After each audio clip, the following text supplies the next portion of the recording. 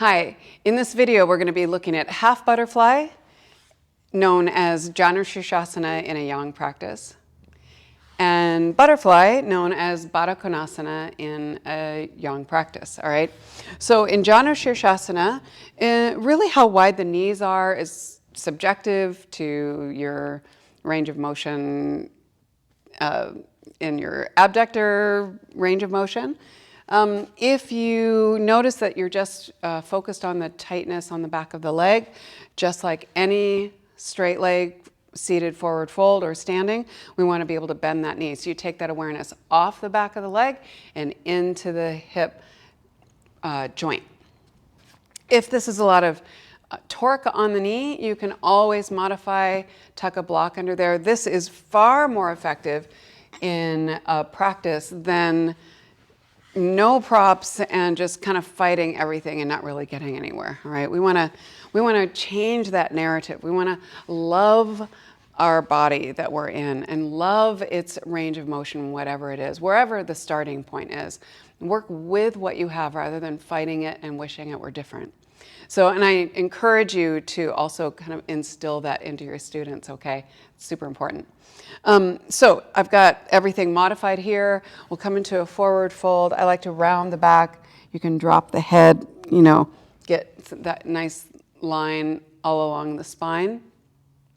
I like to stay in the forward fold for about 3 minutes usually, and then slowly come on up out of it, pivot over the leg that's extended, and then walk right back down.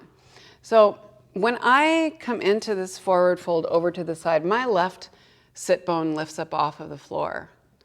And I realize it's kind of an old school myth that you have to keep the sit bones on the floor in poses. I'm here to tell you that's not the case.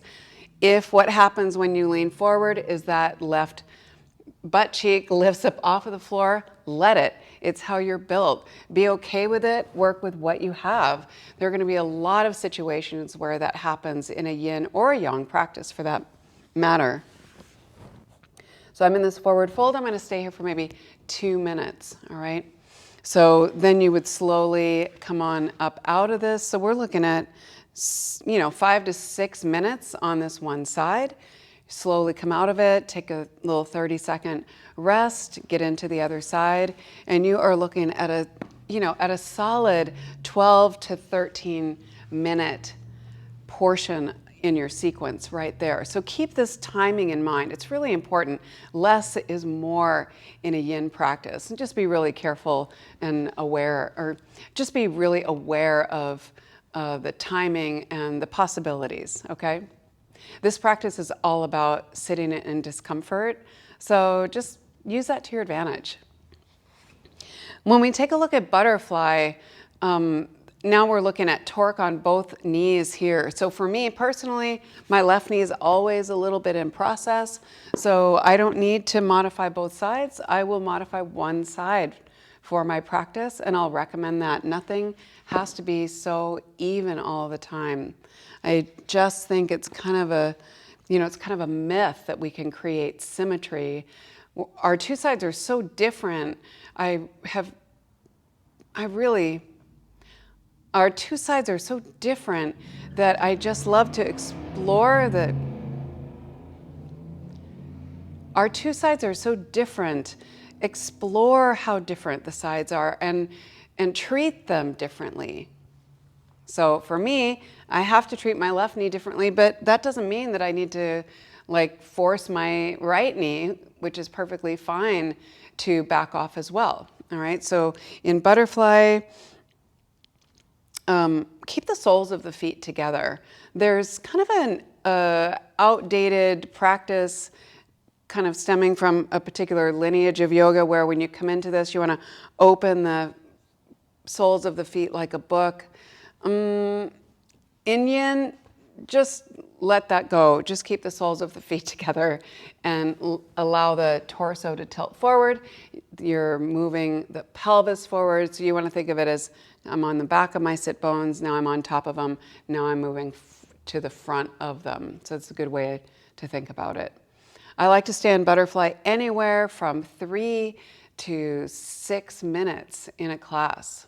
So Check out what your modifications are, what works for you.